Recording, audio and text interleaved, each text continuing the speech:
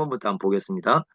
안식 후 첫날 일찍 찾아온 여자는 누구이며 무슨 일이 일어났습니까? 20장 1절, 2절인데, 지금 20장 1절 보시면 안식 후 첫날 이렇게 돼 있거든요. 그런데 아마 그 번호가 한번 써 있고 그 주간에 첫날 이렇게 돼 있을 거예요. 그 표시가요. 그 주간에 첫날 이렇게 돼 있는데 그 영어로 그 NIV 성경도 그 주간에 첫날 이렇게 번역이 돼 있습니다. 그리고 그 사도행전 20장 7절에 보면은 그 주간의 첫날 이렇게 번역이 또 돼 있어요. 이게 왜 그러냐면은 그 헬라어로 지금 그 안시쿠라고 되어 있는 말이 사파톤이거든요. 사파톤인데 이게 안식일부터 시작해가지고 그 다음 안식일까지 일주일을 표현하는 말이에요. 사파톤이라는 말이. 근데 우리는 그냥 여기는 안식후 이렇게 돼 있는데 그 원문은 이 사파톤이라는 말이 안식일부터 그 다음 안식일까지 이렇게 이제 일주일 기간을 표현하는 말이기 때문에 사도행전 20장 7절에는 그래서 이걸 그 주간에 이렇게 번역을 한 거죠. 그리고 NIV도 마찬가지고요. 그다음에 우리 성경도 그 밑에 보면 헬라어 그 주간에 이렇게 번역한 것이 바로 이제 그 원문 때문에 그렇습니다. 그러니까 안식 후 첫날 이 말은 여기 이제 원래 뜻은 그 주간 전체 일주일 주간의 첫날이라 이제 그런 의미를 가지는 말입니다. 이게 이제 우리가 지금 이제 주의를 지키게 되는데 주의를 지키게 되는 근거가 되는 중요한 용어라고 이렇게 볼 수가 있죠. 그래서 부활과 연결해서 계속 쓰이고 있다는 것을 우리가 좀 보시면 좋을 것 같습니다. 그 1절에 보면 아직 어두울 때에 그랬는데 그 마가복음 16장 그 2절에 보시면 그 해 돋을 때로 되어 있습니다. 우리 성경은 이제 어두울 때 이렇게 되어 있는데 마가복음 16장 2절에는 막 해가 돋을 때 그러니까 막 해가 돋으면서 좀 어둠이 있는 시간 이렇게 좀 볼 수 있어요. 굉장히 일찍 온 거죠. 네, 그 시간에 막달라 마리아가 찾아왔다라고 얘기를 합니다. 여기 보면은 그 1절에 보면 막달라 마리아가 무덤에 왔다 이렇게 되어 있습니다. 그리고 돌이 무덤에서 옮겨진 걸 보았다 이렇게 되어 있는데 그 마가복음 16장 3절을 보면은 이제 막달라 마리아하고 그 여러 여인들이 좀 같이 간 것 같아요. 그래서 여인들이 이렇게 오면서 서로 이제 대화하는 장면이 나옵니다. 그 무덤에 가면서 뭐라고 대화를 하냐면 누가 무덤 문에서 돌을 옮겨줄 수 있겠는가? 그 무덤 입구를 막아놓고 있는 돌이 있는데 그 돌을 누가 불려가지고 옮겨줄 수 있겠는가라는 그런 대화가 이렇게 나옵니다. 그러니까 그런 대화를 하면서 왔는데 와 보니까 옮겨졌다라고 나옵니다. 그러니까 옮겨졌다는 말이 수동태로 지금 쓰이고 있거든요. 그러니까 수동태이기 때문에 하나님의 개입을 의미합니다. 하나님을 개입을 의미하는데 지금 하나님의 개입하셔서 이 돌을 옮겨진 것처럼 1절에 그렇게 표현을 하고 있습니다. 그리고 이제 요한복음의 특징이 뭐냐면 여러 여자들이 같이 왔는데 지금 누구를 이렇게 부각시키고 있냐면 막달라 마리아예요. 여인들 중에 막달라 마리아를 지금 부각시키고 있습니다. 그 19장 25절 우리가 봤던 지난번에 봤던 19장 25절에 보면은 거기 막달라 마리아가 나오거든요. 그 예수님의 십자가 곁에 서 있던 여인들 가운데 한 사람이 바로 막달라 마리아고 그래서 이 막달라 마리아는 예수님이 십자가에 못 박혀 죽으신 것을 직접 목격한 여인이에요. 직접 목격을 했고 또 마태복음 27장 61절에 보면은 그 예수님이 장사되는 곳 있지 않습니까? 십자가에서 내려가지고 장사를 하는데 그 장사되는 것도 어딘가를 직접 보기 위해서 남아 있었던 여인에게 속합니다. 그러니까 이 예수님이 십자가를 지시고 장사되는 이 과정에서 막달라 마리아가 아주 중심적으로 이렇게 등장하고 있는 모습들을 우리가 볼 수가 있습니다. 이제 그것을 보고 난 다음에 2절에 보시면 시몬 베드로하고 그다음에 예수께서 사랑하시던 다른 제자가 나오는데 아마 이 사람이 요한일 걸로 봐요. 이 요한복음을 쓴 요한일 걸로 보는데 이 사람들에게 달려가 가지고 얘기를 했다고 얘기합니다. 그래서 거기 2절에 보시면 주님을 무덤에서 가져다가 어디 두었는지 우리가 알지 못하겠다. 이렇게 얘기를 합니다. 누가복음 24장 11절에는 이걸 믿지 않았다고 나옵니다. 이 여인들이 가서 한 얘기를 믿지 않았다. 이 두 사람만 있었던 건 아니고요. 다른 제자들도 함께 있었던 것 같은데 믿지 않았다. 이렇게 나옵니다.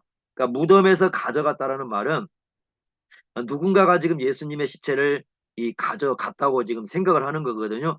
아마 많은 학자들이 얘기할 때 그것은 시체를 이렇게 훔쳐간 것, 시체를 누가 훔쳐가지 않았는가 이제 이렇게 생각한 걸로 이렇게 보거든요. 그런데 이것은 그 고대에 보면은 시체를 훔쳐간 것은 굉장히 큰 범죄에 속합니다. 범죄.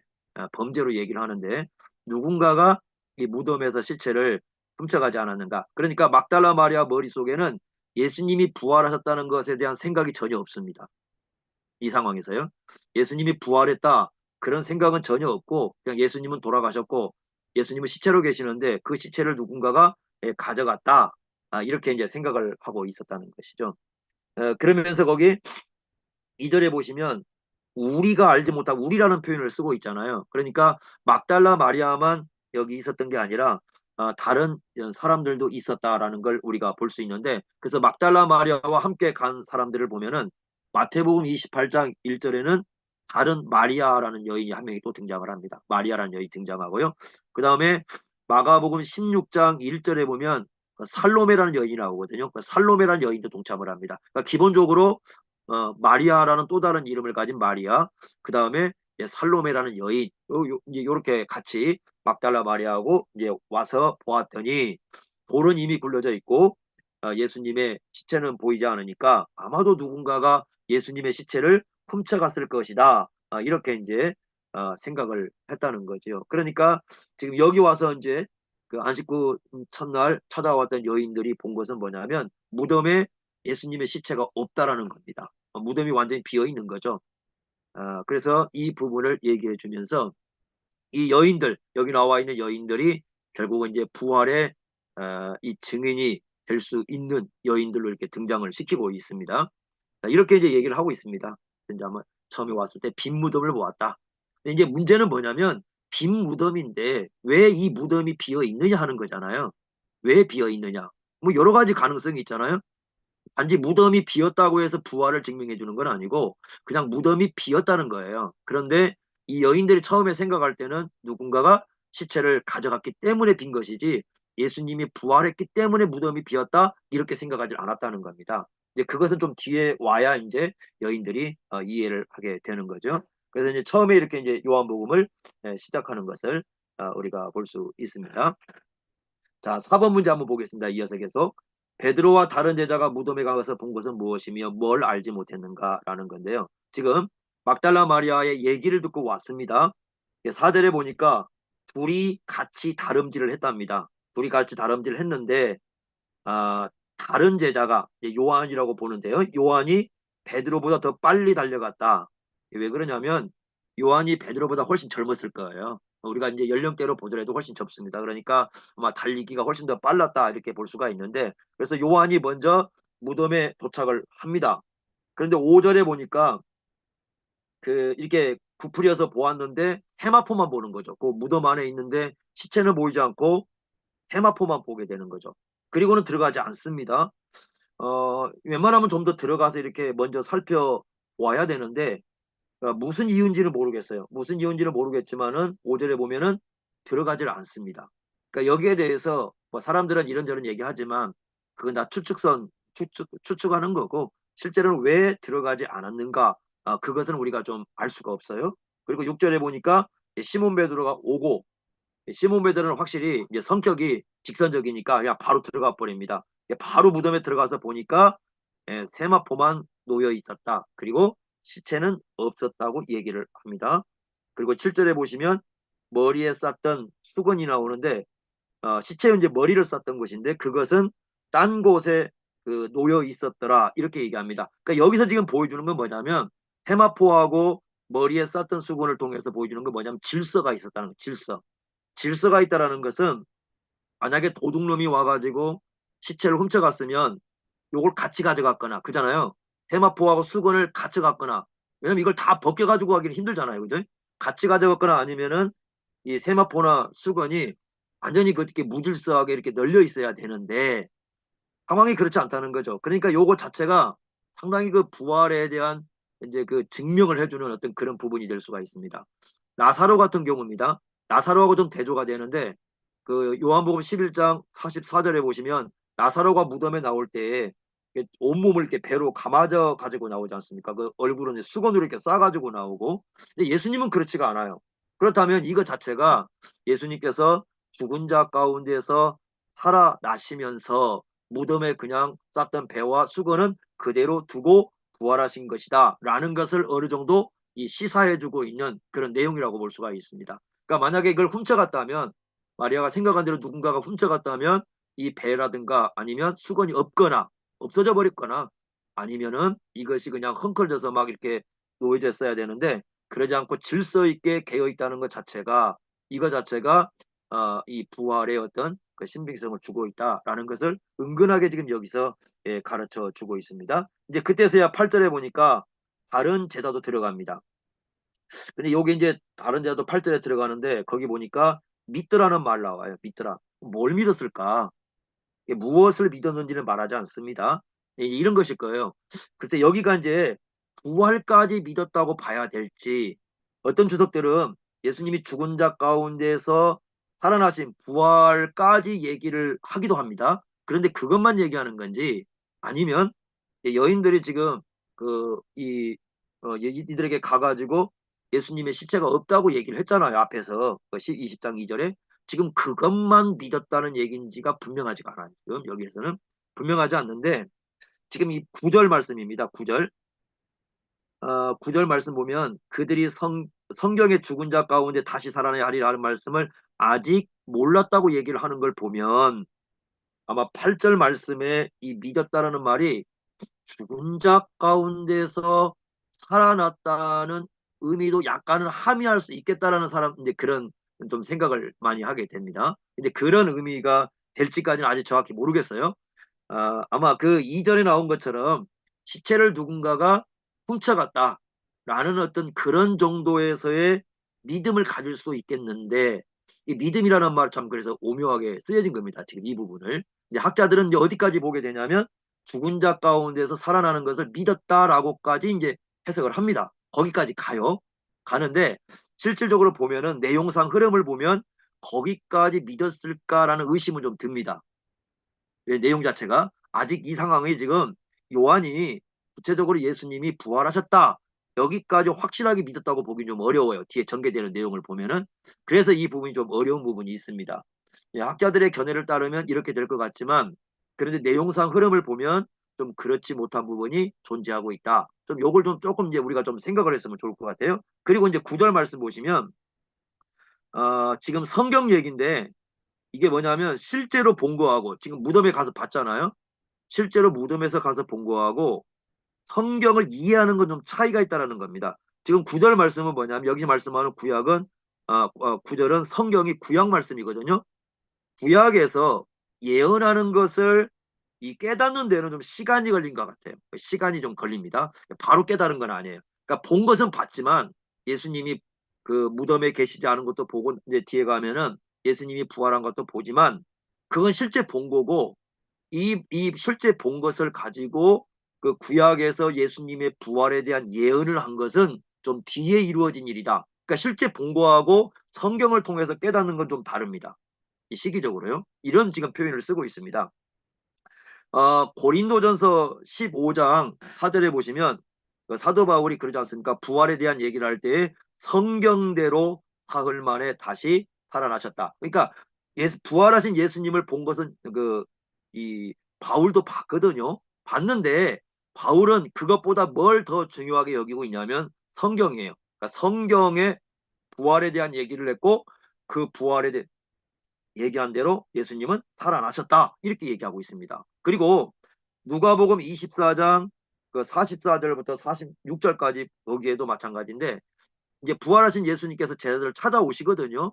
찾아오셔가지고 그리스도께서 그들의 마음을 열어가지고 성경을 깨닫게 하셨다라고 나옵니다. 그러니까 이 전체적인 내용은 뭐냐면 실제적으로 예수님이 부활하시는 것을 보는 것도 중요하지만 예수님이 부활하신 것을 확증하는 건 뭐냐면 성경이라는 겁니다.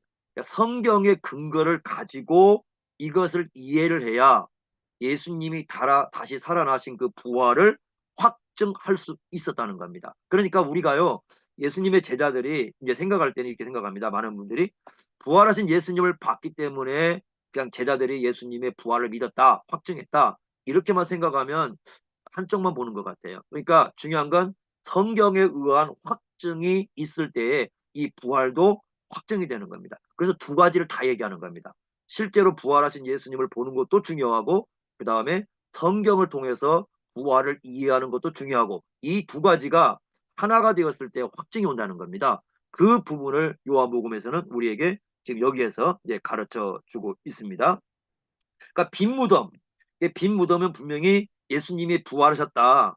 예수님이 그 몸으로 실제적으로 부활하셨다. 그것을 증명해 주는 건 맞습니다. 그렇지만 그것을 올바로 이해하고 그걸 확증할 수 있도록 하는 건 바로 뭐냐면 구약에 예언된 말씀이다. 라는 것을 여기서 가르쳐 주고 있다. 이렇게 우리가 이해를 해야 되고 그 다음에 여러분 10절을 보시면 두 제자가 자기들의 집으로 돌아가니라 라고 이렇게 얘기합니다. 그렇다고 한다면 베드로도 물론 예수님을 따라다녔지만 집을 가지고 있었고 그 다음에 요한도 가지고 있었는데 우리가 여기서 한 가지 좀 중요하게 봐야 될 게 뭐냐면 요한복음 19장 26절 27절 보시면요.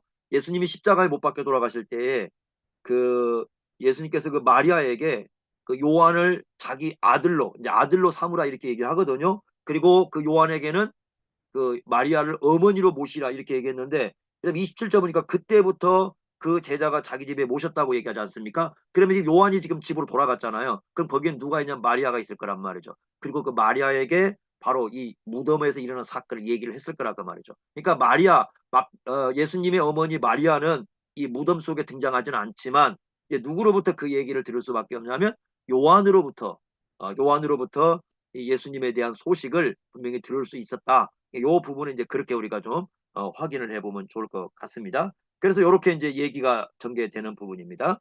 베드로와 다른 애 무덤에 본 것은 뭐냐? 바로 이렇게 세마포와 그 다음에 다른 데 이렇게 수건이 다 이렇게 개어 있었다라는 것이고 예수님이 죽은 자 가운데서 다시 살아야 되는 그 하나님의 말씀, 성경 말씀에 대해서는 아직은 그럼에도 불구하고 알지 못하고 있었다. 이렇게 이해를 하면 될 것 같습니다. 5번 문제입니다.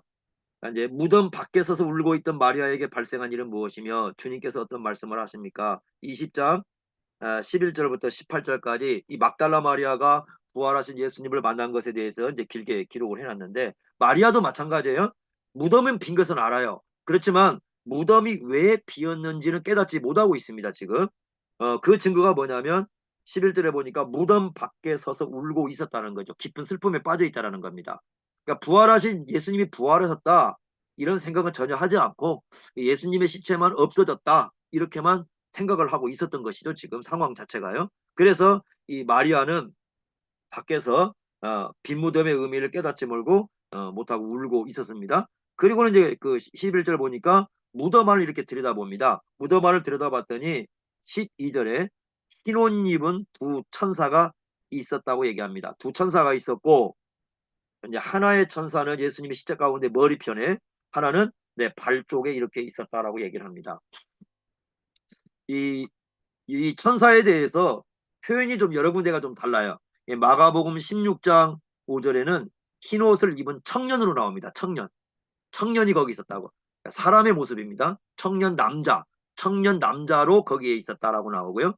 누가복음 24장 4절은 흰 옷이라고 되어 있지 않고 찬란한 옷을 입었다. 이렇게 나옵니다. 찬란한 옷을 입었다. 그러니까 그 여기 나와 있는 천사가 예를 들면 그 가끔 그림에 보면 날개 달고 나오면 날개 없습니다. 날개 달린 거 아니고 그냥 청년입니다. 청년 사람의 모습이고 어떤 사람들은 후광을 그려놓거든요. 후광도 없습니다. 그런 것도 없는 겁니다. 그러니까 그냥 일반 청년 사람의 모습으로 남자 청년의 모습으로 천사가 거기 와 있었던 거지.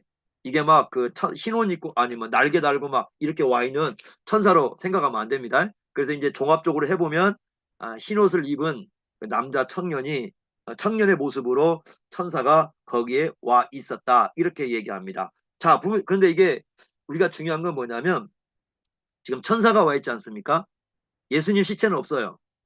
천사가 와 있습니다. 그러면 구약에서 온다. 천사가 와 있다. 그건 어떤 의미를 가냐면 우리가 구약을 쭉 보면은 그건 하나님께서 개입하는 겁니다. 그러니까 그러니까 천사가 와 있다라는 것은 하나님의 개입하는 의미를 가져요. 그러니까 여기 지금 천사가 와 있었다라는 것은 이런 겁니다. 지금 시신이 없잖아요. 시체가 없는데 그 시체가 없는 것은 하나님의 개입이 있었다라는 것을 우리에게 보여주는 굉장히 중요한 그 내용이라고 볼 수가 있죠. 그래서 이런 내용을 여기에서 얘기해주고 있고 13절에 보니까 천사가 이제 묻습니다. 어찌하여 우느냐? 이것도 이상하죠. 왜 그러냐면 어찌하여 우느냐 이렇게 얘기하는데 보통 무덤에 와 있다고 한다면 그 무덤과 관계된 사람이 오는 거 아닙니까? 그리고 무덤까지 왔을 것 같으면 그 무덤 속에 돌아가시는 분이 지금 사랑하는 사람이거든요. 그러니까 보통 때 같으면은 우는 게 당연한 거예요. 우는 게 당연한 겁니다. 그리고 지금 뭐가 없냐면 시체가 없잖아요. 지금 시체를 찾으러 왔는데 시체가 없다면 더 울만한 상황이죠.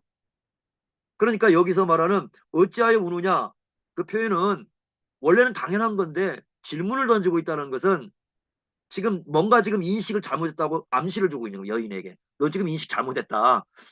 지금 상황이 울 상황이 아니라는 거잖아요. 울 상황이 아닌데 지금 울고 있다. 지금 그런 뜻이거든요. 그래서 천사가 여인에게 지금 이 막달라 마리아에게 지금 네가 울어야 할 상황이 아니다. 원래는 울어야 할 상황이에요. 지금 당연한 상황입니다. 사랑하는 사람이 무덤가로 와 있는 거고 그 시체가 보이지 않기 때문에 울어야 되는 게 맞습니다. 그럼에도 불구하고 천사는 왜 어찌하여 우느냐라고 질문함으로써 지금 네가 울 상황은 아니다. 이렇게 얘기를 해주고 있습니다. 그러니까 지금 이 예수님의 시체가 없는 것이 지금 마리아가 생각하는 것과는 전혀 다른 의미를 가지고 있다고 암시를 주고 있는 겁니다. 그러자 마리아가 뭐라고 얘기하냐면 13절에 사람들이 내 주님을 옮겨다가 어디 두었는지 내가 지금 알지 못해서 울고 있다. 이렇게 얘기를 합니다. 어디다 두었는지 내가 지금 알지 못해서 이렇게 울고 있는 것이다. 14절에 보시면 이 말을 하고 뒤를 돌이켜 봅니다. 그러니까 뭔가 인기척을 느낀 거겠죠. 인기척을 느끼고 뒤로 딱 돌이켜 보니까 거기에 누가 서 계시냐면 예수님이 서 계셨습니다. 부활하신 예수님이 거기에 계셨는데 그러니까 부활하신 예수님을 최초로 만난 사람인 막달라 마리아입니다. 다른 제자들은 와서 빈 무덤을 봤지만 예수님을 만나지는 못했어요. 부활하신 예수님을 가장 먼저 만난 여인은 막달라 마리아입니다. 그리고 여기 보면 예수인 줄을 알지 못했다.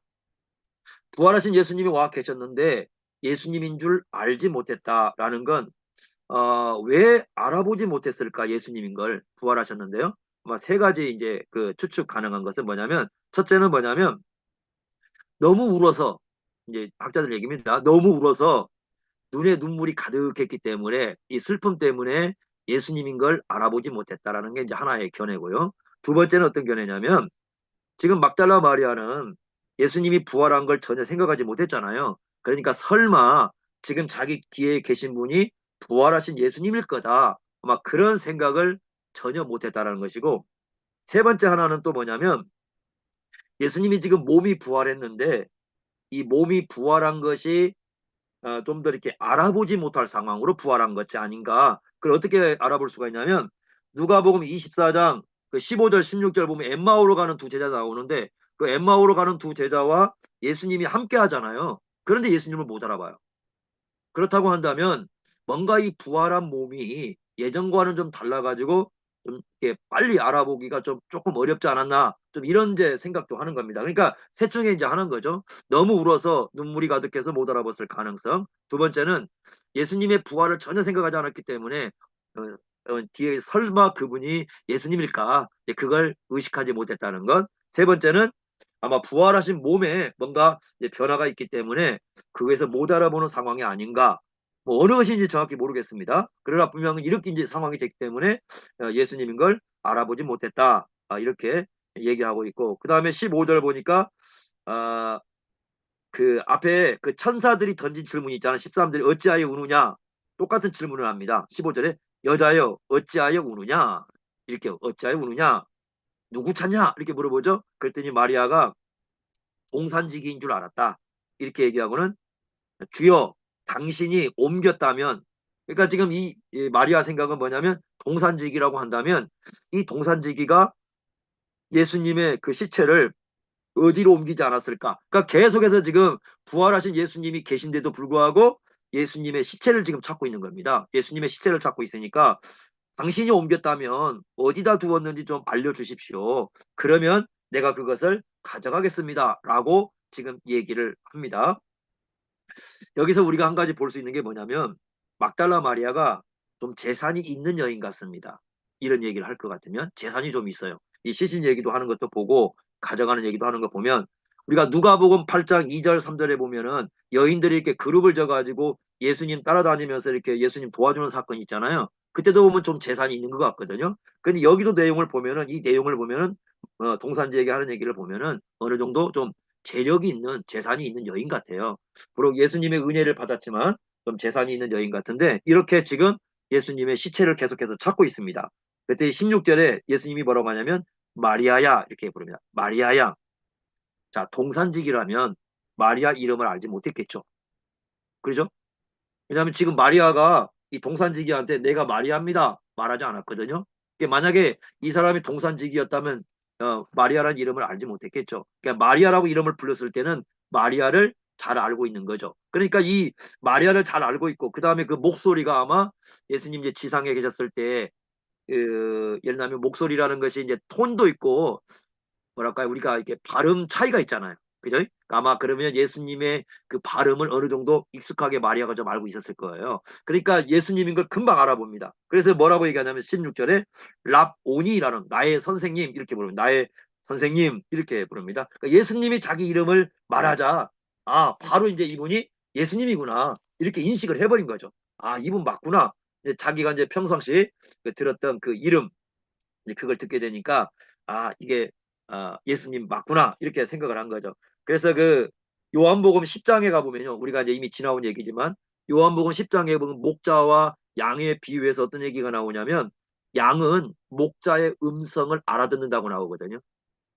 그러니까 실제적으로 지금 예수님이 마리아를 불렀을 때 그 마리아는 예수님의 음성을 알아봅니다. 알아듣습니다. 그래서 하나의 이제 그런 그 실제로 예수님의 양에 속한 여인임을 어느 정도 여기서 이제 이렇게 보여주고 있습니다. 그런데 이제 이 여인에게 17절에 보니까 예수님이 뭐라고 말씀하시냐면 나를 붙들지 말라 이렇게 말씀합니다. 나를 붙들지 말라. 어, 그 이유가 뭐냐?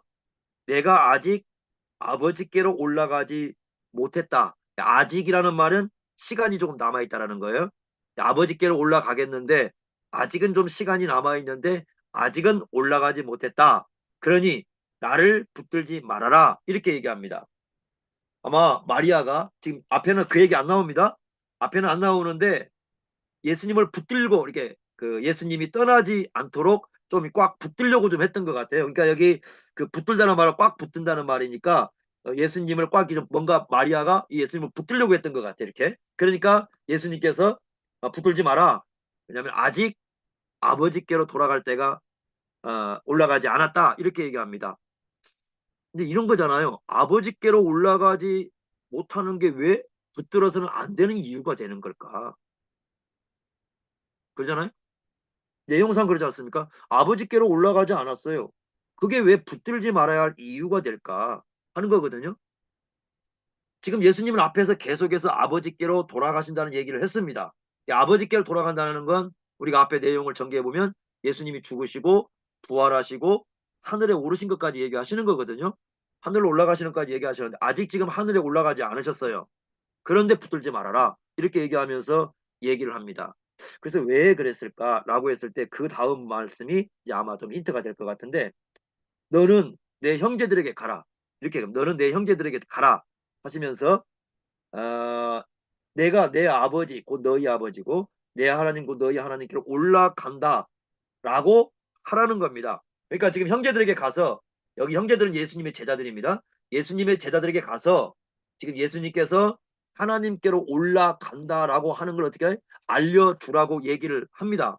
그러니까 이런 것 같아요. 그러니까 이 내용을 정리해 보면 지금 이 시간대는 이제 곧 있으면 얼마 있으면 예수님이 하늘로 올라가야 되잖아요. 그러니까 예수님을 붙잡고 있고 그렇게 지금 하고 있을 때가 아니다. 이 뜻이에요. 예수님을 지금 붙잡고 있고 이렇게 할 때가 아니고 지금 예수님께서 이제 아버지로 올라갈 때가 얼마 남지 않았으니까 아버지께로 올라간다는 것을 지금 너는 빨리 가서 예수님의 제자들에게 이것을 전해주는 것 이게 지금 너에겐 더 중요한 거다. 예, 이런 의미를 좀 부여하는 것 같아요. 여기서 지금요. 그러니까 지금 바로 간다는 뜻은 아니에요. 지금 아버지께로 가기 위해서 얼마 남지 않은 시간인데 시간이 많지 않은데 지금 여기에서 마리아가 예수님을 붙들고 지금 어떤 대화를 해야 할 때가 아니라 지금 여인에게 너는 지금 좀 더 지금 긴급한 것이 이제 곧 예수님이 떠나야 되니까 지금 빨리 제자들에게 가서 지금 예수님께서 이렇게 하려고 계획을 하고 있으니까 이것을 알려줘야 된다. 이게 지금 너에게 더 급한 거다. 이렇게 지금 얘기하고 있는 거예요. 그래서 불뜨지 말라는 말씀을 그런 의도에서 우리가 좀 문맥상 이해를 하면 이런 의도가 여기에서 확실히 이렇게 맞는 것 같습니다. 그래서 그런 의미를 가지고 예수님께서는 지금 곧바로 네가 해야 할 더 중요한 일이 있다. 이렇게 말씀을 하는 거죠. 그러자 18절 보니까 막달라 마리아가 어떻게 합니까? 곧바로 제자들에게 갑니다. 예수님 말씀을 듣고 예수님과 붙잡고 뭐 대화를 하는 게 아니라 곧바로 제자들 가서 두 가지를 전해줍니다. 첫째는 내가 주를 보았다. 두 번째는 주께서 이렇게 말씀하셨다. 두 가지를 얘기해 주는 거. 지금 예수님이 전해주시라고 한 말씀을 그대로 전해주는 거고 주님을 본 것을 얘기를 한 거죠. 그러니까 실제로 부활하신 예수님을 가장 먼저 만난 증인은 막달라 마리아입니다. 이게 예수님의 부활을 확실히 증언해 준다고 얘기합니다. 왜 그러냐면 그 1세기 당시에는요. 여인들의 증언은 안 받아들여집니다. 예수님이 1세기 당시에 여인들의 증언은 그래서 여인들은 증언대에 설 수가 없어요. 1세기에. 안 받아들여져요. 그럼에도 불구하고 여인을 첫 번째 부활하신 예수님을 만난 증인으로 내세웁니다. 만약에 이게 사람이 조작한 거라면 그러면 안 되죠. 왜냐하면 그러면 사람들이 안 믿죠. 실제로 내세우려면 여인이 봤다고 얘기해야 되는 게 아니라 남자들이 봤다고 얘기를 해야 되거든요. 그런데 그렇게 말하지 않습니다. 성경은 그냥 사실 그대로 전해줍니다. 부활하신 예수를 만난 사람은 여인이고 이 여인이 바로 증인이다. 이렇게 얘기를 합니다. 그래서 이 부분이 예수님의 부활하심에 대한 상당히 중요한 증거다. 많은 학자들이 이제 거기를 얘기를 하는 겁니다. 그래서 이 막달라 마리아가 이제는 어떻게 됩니까? 이 슬퍼하던 그 마음에서 완전히 변해가지고 이제 예수님이 살아계시고 부활하셨다. 이걸 전하는 그야말로 이제 증인이 되는 거죠. 증인이 됩니다. 그런데 마가복음 16장 10절을 보시면 제자들이 안 믿었다고 나옵니다. 믿지 않았어요. 예, 역시 믿지 않았습니다. 아마 여인이 이제 그 당시 문화도 있을 거예요. 여인이 전했기 때문에 믿지 않았을 가능성도 있고, 그죠? 실제로 또 부활하신 예수님에 대한 생각을 전혀 하지 않았기 때문에 믿지 않을 수도 있고, 이 제자들도 믿지 않았습니다. 그러니까 제자들도 처음부터 잘 믿은 게 아니에요, 부활은. 그러니까 그런 내용들을 우리에게 쭉 전개해서 보여주고 있습니다. 자, 6번을 한번 보겠습니다. 안식 후 첫날 저녁 때에 유대인들이 두려워하여 모인 제자들은 무엇을 경험합니까? 20장 19절 20절인데 한번 19절을 보겠습니다. 20장 19절 보면 이날입니다. 이날. 그러니까 예수님께서 부활하신 그날이죠. 그날이 안식 후 첫날입니다. 그날 저녁입니다. 그날 저녁에 제자들이 모여 있었다라고 얘기합니다. 이 지역은 이제 예루살렘입니다. 예루살렘인데 모여 있었다. 그리고 모인 곳에 문은 닫혀 있었다고 나옵니다. 19절에 문들이 닫혀 있다. 왜냐하면 유대인들을 두려워했다. 여기서 말하는 유대인들은 종교 지도자들일 가능성이 높습니다. 종교 지도자들 가능성이 높고 그래서 그들을 두려워해서 문을 닫고 있었다라고 얘기합니다. 그러니까 이 사람들은 문을 닫고 있었다라는 것에서 아직도 예수님이 죽은 자 가운데서 살아나신 것을 전혀 깨닫지 못하고 있다는 증명입니다. 그리고 앞에서도 이미 막달라 마리아가 전했지만 믿지 않았어요. 그러니까 아까 그래서 그 20장 그 8절에 요한이 무덤을 들어가서 보고 믿더라는 그 믿더라는 말씀이 부활하신 예수님을 믿었다라고 보기가 쉽지 않은 거예요. 그렇게 믿었다고. 왜? 계속 냉교회용 전개가 안 믿는 얘기거든요. 안 믿었어요. 네? 이런 걸 볼 수 있어요. 그러면 여기 모인 제자들은 몇 명일까? 일단 가룟 유다는 없습니다. 두 번째 24절을 보니까 도마도 빠져 있어요. 그렇다면 아마 이제 10명 정도, 10명 정도의 제자들이 모여 있지 않았을까? 이렇게 봅니다. 그리고 이 사람들에게는 어떻습니까? 어떤 사람들이냐면 이미 막달라 마리아에 의해서 예수님이 부활하셨다는 소식이 전해졌어요. 그래 이걸 믿지 못했어요. 또한 베드로와 요한은 무덤을 보고 왔습니다. 빈 무덤인 걸 알고 있습니다. 그리고 그런데도 불구하고 아직 부활을 믿지 못하고 있습니다. 바로 이런 상태입니다. 그러니까 빈 무덤을 보고 왔음에도 불구하고 못 믿었고 그 다음에 막달라 마리아가 부활의 소식을 전해줬어도 못 믿고 지금 그런 불신의 상황에서 문을 닫고 있었던 것이죠. 그런데 그 문이 닫혀 있는데 예수님께서 찾아오십니다. 뭐 뭐 아무리 유대인들이 막아도 부활하신 예수님을 막지는 못하죠. 근데 누가복음 그 24장 37절에는요. 예수님이 그 이렇게 문 닫혀 있는데 싹 들어오잖아요. 그러니까 영으로 생각했다 그렇게 나옵니다. 영으로 생각했다. 막 마치 그 유령처럼 생각을 해버린 거죠. 예수님을. 예수님이 갑자기 쑥 들어오니까요. 그 문은 닫혀 있는데 예수님이 들어오시니까 그렇게 영으로 생각을 하고 있습니다. 그런데 예수님이 뭐라고 말씀하십니까? 19절에 보니까 그가들 가운데 오셔서 너희에게 평강이 있을지어다. 이렇게. 예? 근데 이게 참 이것도 그러지 않습니까? 지금 제자들은 예수님을 끝까지 따르지 못했잖아요. 그리고 예수님께서 십자가에 죽으시기 전에 3번 이상을 부활하신다는 얘기도 했잖아요. 그럼에도 불구하고 이 사람들은 예수님 그 십자가 못 박힐 때 도망갔고 부활도 믿지 못하고 그러고 있으면 책망할 수밖에 없는 상황이잖아요. 어떻게 보더라도 예수님 말씀도 못 믿고 예수님으로부터 도망을 쳤고 책망할 수밖에 없는데 예수님은 책망하는 게 아니라 평강이 있을지어다 이렇게 얘기합니다. 평강이 있을지어다. 그러니까 관계 회복을 내다보는 관계 회복을 내다보는. 그러니까 예수님께서는 이미 이런 상황이 벌어질 걸 알고 이제 여기서 책망하기보다는 오히려 관계 회복을 내다보고 앞으로를 향해서 나아가는 그런 모습을 보여줍니다. 이것이 이제 우리가 예수님을 통해서 사람을 대하는데 굉장히 중요한 부분 같아요. 실패했지, 예수님 따르는 실패했지만, 그리고 예수님 말씀을 믿지 못하고 있지만, 그럼에도 불구하고 앞으로 관계가 회복될 걸 아시고, 평강이 있을 것이다. 이렇게 선포를 하십니다. 자, 그 다음에 20절 보시면, 예수님께서 손과 옆구리를 보이시니, 제자들이 주를 보고 기뻐하더라. 자, 이거 우리가 이제 여기서부터 좀 조심해서 봐야 될 게 있습니다. 자, 이거 우리가 편견을 갖고 보시면 안 됩니다. 그 편견이라는 게 뭐냐면 지금 예수님께서 손을 보이시고 옆구리를 보였다고 되지 않았습니까? 그랬더니 어떻게 생각하냐면 손 그러니까 못자국 난 손 이렇게 생각을 해요. 옆구리 그러면 창에 찔린 상처를 생각하죠. 그래서 학자들이 못자국 박힌 손하고 창에 찔린 옆구리를 보여줬다라고 얘기를 합니다. 성경을 자세히 보면 못자국이 없고 창에 찔렸다는 얘기가 없어요. 아예. 실제 그 얘기 안 나옵니다. 나오지 않죠. 자, 그 다음에 그 못자국과 그 옆구리 창자국 그 얘기하는 것도 25절에 보면 도마가 하는 얘기지 예수님은 전혀 말씀하지 않습니다. 예수님은 구체적으로 말씀하지 않아요. 그냥 손과 옆구리로만 하지 예수님이 내가 못 박혔다, 창에 찔렸다 이런 얘기 하지 않습니다. 자, 왜 지금 이 문제가 발생을 하냐면 만약에 예수님이 손에 못자국이 진짜 있다고 한다면 옆구리에 창에 찔린 자국이 있다면 예수님이 부활한 몸이 불완전한 몸으로 부활했다는 얘기인가? 예수님의 몸이 부활했다면 손에 이 못자국이라든가 창에 찔린 요 자국이 없어야 돼요. 만약에 이게 있다면 예수님의 몸이 부활한 몸인데 불완전한 몸이 되거든요. 부활을 했는데. 그러죠? 영원히 이 몸을 가져야 되는데 불완전한 몸이 된단 말이에요. 그런데 그냥 많은 사람들이 그냥 이걸 가지고 그대로 그냥 그 편견을 갖고 그냥 봐버려요. 예수님이 이 못자국난 손을 보여줬고 창에 찔린 상처를 보여줬다. 주석들도 그렇게 써놨어요, 되게다. 그런데 그렇게 되면은 좀 문제가 됩니다.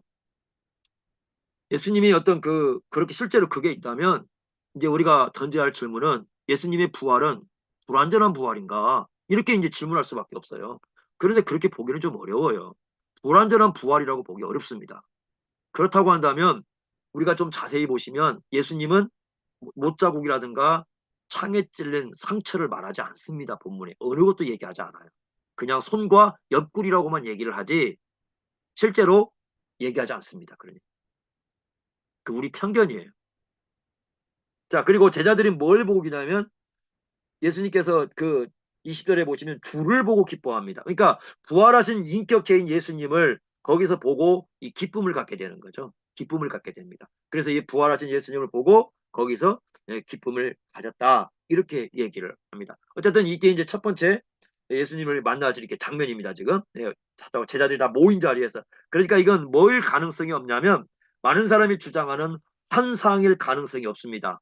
왜냐하면 여러 사람들이 함께 보는 환상은 없거든요. 그러니까 환상일 가능성은 없습니다. 일단은 전체적으로 이렇게 보고 있으니까 이 부분도 우리가 부활에 대해서 생각할 때 아주 중요하게 생각해야 할 부분입니다. 자, 그럼 이어서 보겠습니다. 7번. 부활하신 예수님께서 하신 말씀은 뭐냐라는 건데 21절부터 이제 23절까지인데 21절 보시면 다시 얘기하십니다. 너희에게 평강이 있을지어다. 19절에 이미 말씀했잖아요. 다시 또 평강을 선포합니다. 그리고 뭐라고 말씀하시냐면 21절에 아버지께서 나를 보내신 것 같이 나도 너희들을 보내노라 이렇게 말씀합니다. 그러니까 예수님 따르기를 지금 실패했습니다. 그죠? 우리가 앞에서 십자가 지실 때 예수님 따르기를 실패했던 제자들에게 예수님께서는 내가 너희들을 사신으로 보내겠다라고 얘기를 합니다. 내가 너희들을 사신으로 보내겠다. 아주 이제 예수님께서는 아예 사명을 딱 주시면서 말씀을 합니다. 요한복음에서는 계속 앞쪽에서 예수님이 왜 오셨느냐, 아버지께서 보내서 왔다라는 것을 강조했습니다. 특히 네 가지 이유 때문입니다. 첫째는 하나님의 뜻을 행하기 위해서, 두 번째는 하나님의 말씀을 전하기 위해서, 세 번째는 하나님의 일을 하기 위해서, 네 번째는 믿는 자를 구원하기 위해서 이렇게 아버지로부터 보냄을 받았다. 이렇게 얘기를 했습니다. 그리고 요한복음 17장 18절에 이미 앞에서 있었던 일인데 17장 18절에 예수님께서는 제자들을 세상으로 보내신다고 이미 말씀을 했습니다.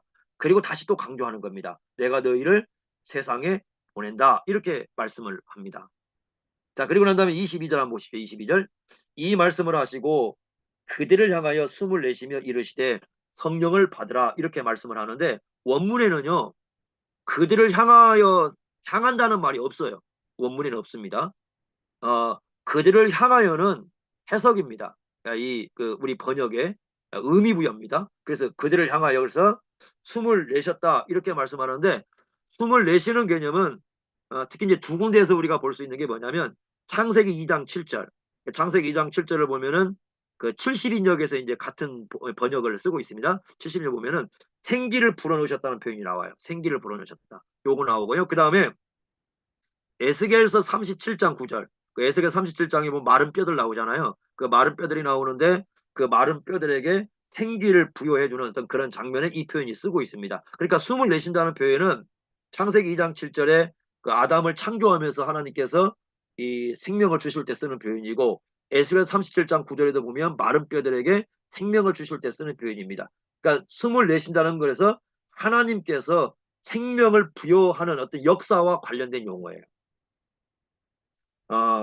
이 숨을 내쉬면서 그러면서 성령을 보내겠다고 말씀하니까 이 내용을 보면은 우리가 성령님께서 오셔서 하실 사역을 이미 암시를 좀 하고 있는 것 같아요. 그래서 이 성령님이 오셔가지고 이제 어떤 생명의 사역을 할 것임을 여기에 좀 언급을 하고 있는 것 같습니다. 그래서 이 성령은 언제 오시는가? 어떤 학자들은 예수님께서 막 숨을 내쉬니까 바로 왔다 이렇게 보는 분도 계시지만 그렇다기보다는 아마 오순절날 성령께서 오신다는 걸 이미 이제 그걸 좀 얘기하고 있는 것 같습니다. 그래서 우리가 14장부터 16장까지 보혜사 성령에 대해서 얘기했는데 그 성령께서 오실 것이다 이렇게 말씀을 합니다. 자, 우리가 그걸 어떻게 생각해 볼 수 있냐면 21절과 연관을 해야 됩니다. 21절에 예수님께서 제자들을 세상에 보내시는데 사역을 위임하시잖아요. 그러면 그 사역을 행할 수 있도록 하시는 분이 누구냐? 성령님이십니다. 성령님이십니다. 그래서 21절에 제자들이 세상으로 파송되는 것과 그 다음에 22절에 성령을 보내시는 것이 연관성이 있기 때문에 우리가 22절에 성령을 보내심을 오순절과 연관을 시킬 수가 있습니다. 그러면 제자들이 가서 뭘 하느냐 하는 겁니다. 뭘 하느냐? 사역이 뭐냐? 23절에 말씀하는 겁니다. 누구의 죄든지 사하면 사해질 거고 누구의 죄든지 두면 그대로 둘 것이다. 이렇게 얘기합니다. 요한복음에서요. 이미 앞부분에서 그 죄를 사하는 것은 누가 하시는 예수님 믿는 것과 연관되어 있잖아요. 예수님을 믿으면 죄 용서를 받고 예수님을 믿지 않으면 죄 용서를 받지 못합니다. 그러니까 예수님을 믿을 때에 죄 사함을 받는 거거든요. 그렇다고 한다면 21절에 예수님께서 세상을 왜 내보내느냐?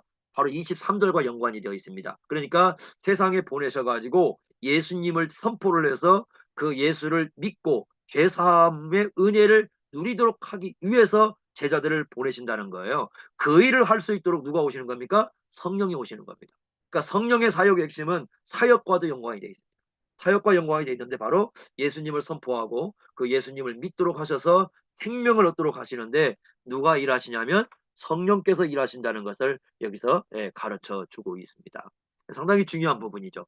제자들은 가서 복음을 전해야 되고 그 복음을 전하는 것을 성령께서 들어 쓰셔서 일을 하셔가지고 이제 구원의 역사를 일으키심을 이렇게 가르쳐 주고 있습니다. 이게 제자들의 사역이고 사실 오늘날 현대 교회가 감당해야 할 사명입니다. 주님 오실 때까지 끊임없이 우리가 감당해야 할 사명. 성령과 함께하는 교회는 계속적으로 이 사명을 감당해야 되는 거 맞지요. 그래서 끊임없이 우리는 복음을 전해야 되는 겁니다. 8번 문제입니다. 자, 부활하신 주님께 나타나셨을 때에 그 도마가 없었습니다. 그 도마가 없었는데 부활에 대해서 어떤 반응을 보이고 보겠습니다. 한번 그거. 24절 보시면요. 12 제자 중 하나로서 디두모. 이 디두모라는 말은 요한복음에 3번 나옵니다. 요한복음에만 독특하게 3번 나와요. 요한복음 11장 16절에 나오고 여기 20장 24절, 21장 2절, 21장 2절에도 나오는데요. 쌍둥이란 뜻입니다. 쌍둥이.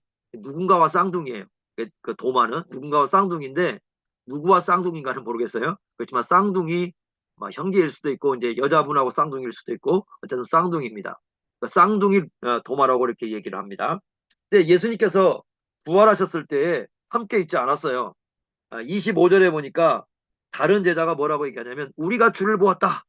우리라는 건 이제 함께 본 거잖아요. 우리가 그랬으니까 함께 본 겁니다. 그러니까 이게 환상일 수가 없다는 거죠. 도마는 믿기를 거부합니다. 뭐라고 얘기하냐면 보세요. 25절에 보면은 내가 그의 손에 못자국을 보며 내 손가락을 그 못자국에 넣으며 내 손을 그 옆구리에 넣어보지 않고는 믿지 않겠다라고 얘기합니다. 이거 누가 한 얘기냐면 도마가 한 얘기입니다.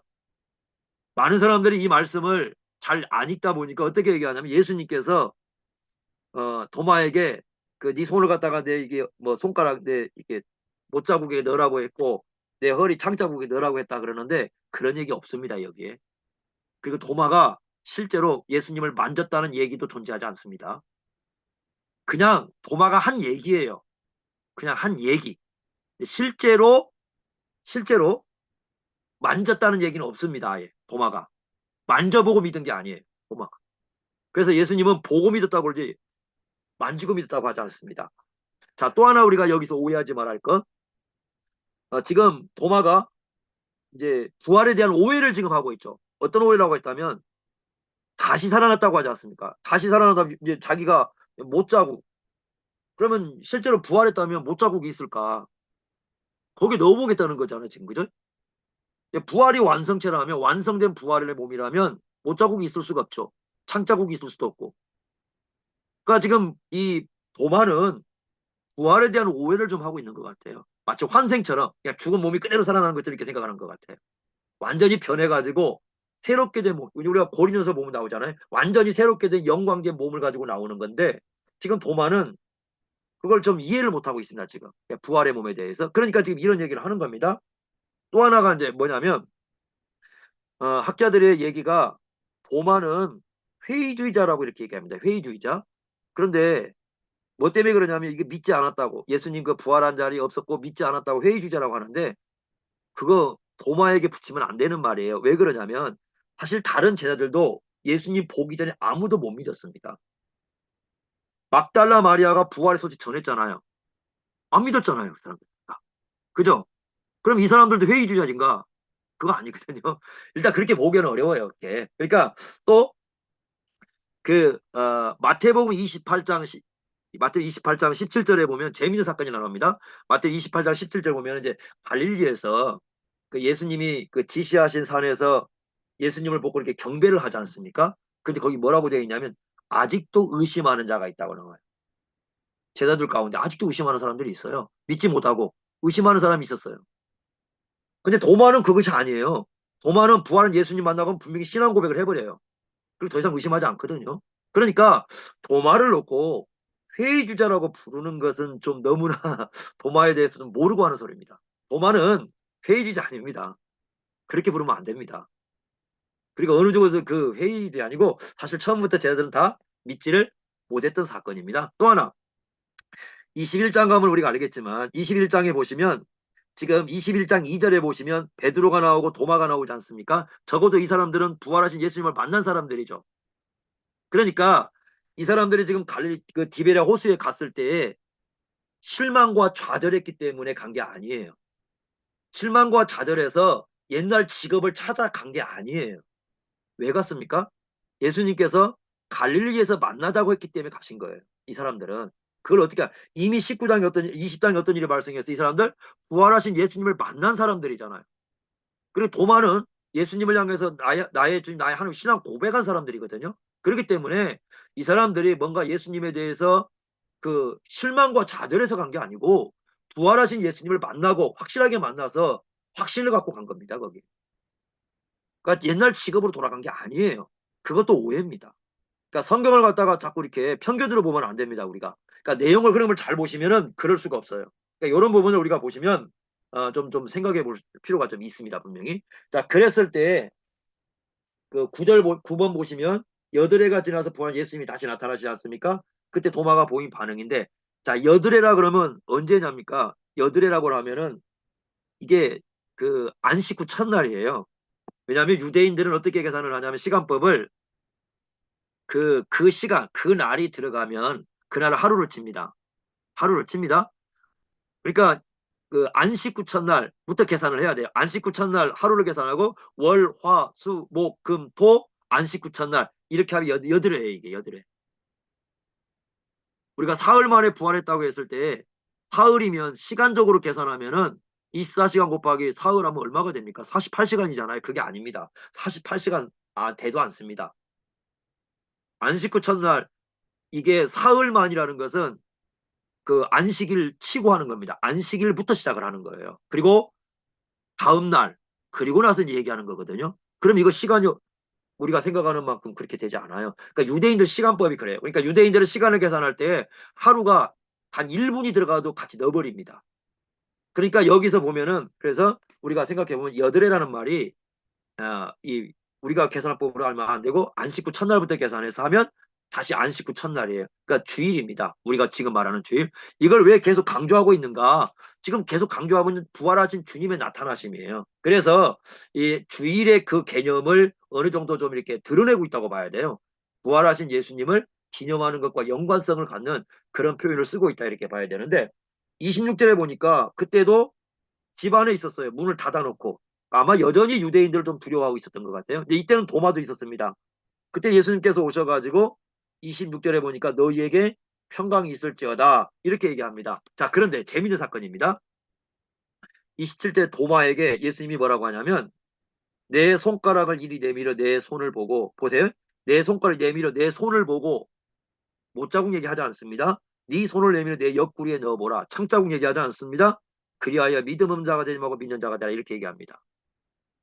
못자국 얘기하지 않고 창자국 얘기하지 않습니다. 예수님 몸이 지금 닫힌 문을 통과했지만 실제적인 그 몸을 가지고 통과를 했지 않습니까? 못자국 창자국 어느 것도 말씀하지 않고 있습니다. 도마가 놀란 건 뭘까요?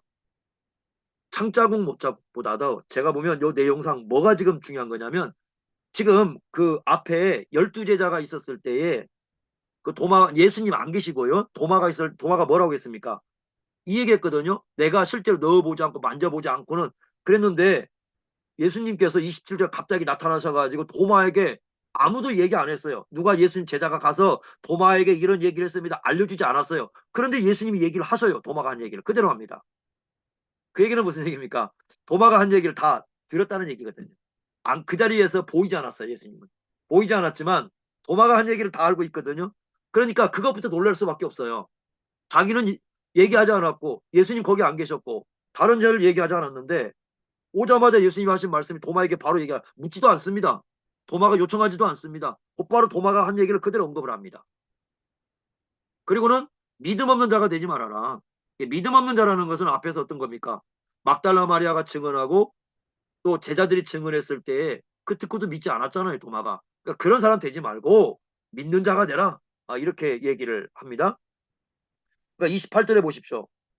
그 다음에 여기 도마가 예수님이 손에 이렇게 만졌다거나 옆구리에 손을 대었다는 내용 자체가 아예 없어요. 실제로는 만졌다고 보기 어렵습니다. 말을 아예 하지 않아요.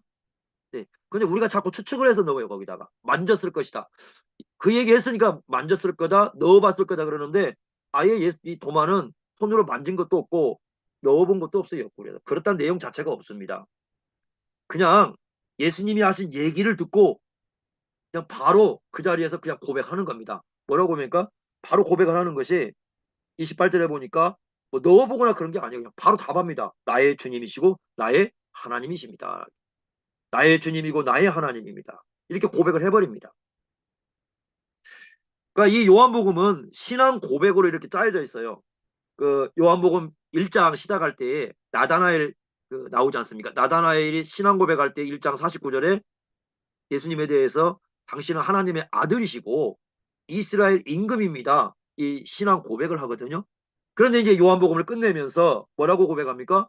나의 주님이시고 나의 하나님이십니다. 이렇게 고백을 합니다. 자, 그리고 어떻게 되어 있느냐?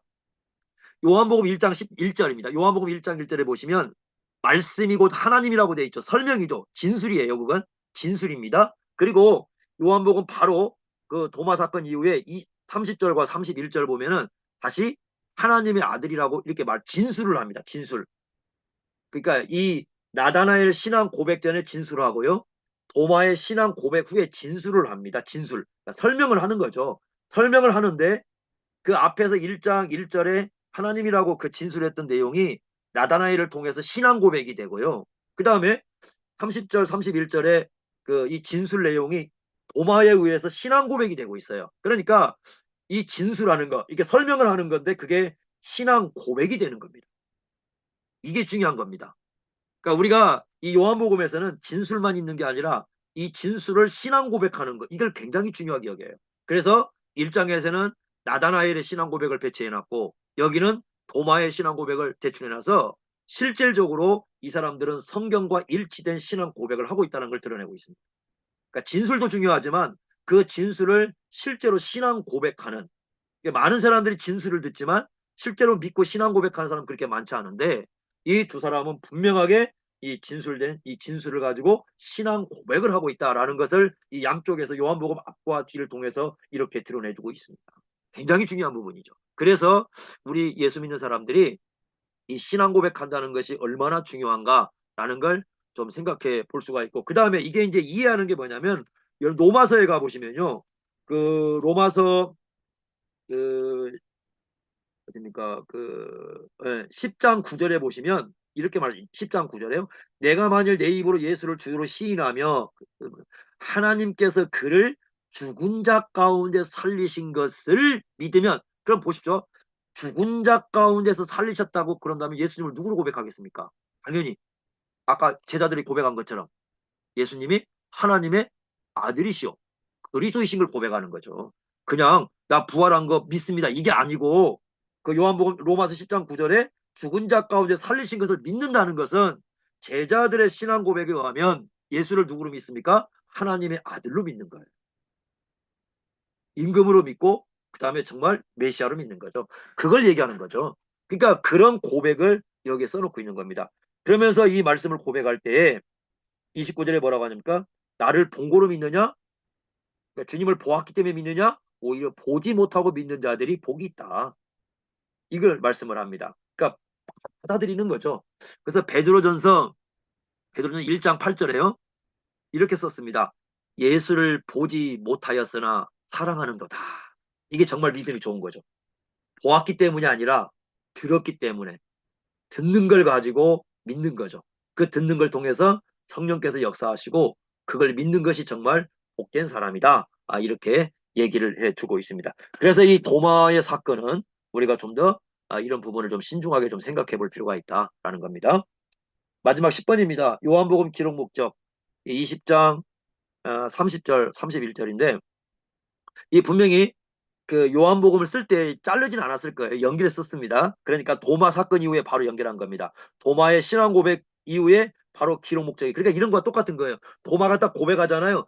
바로 이 사람이야말로 이 요한복음을 기록한 목적에 합당한 사람이다. 이렇게 연결해서 우리 연결해 준 거예요. 바로 이 도마야말로 요한복음을 기록한 그 목적에 합당한 신앙 고백을 하고 있는 그런 사람이다.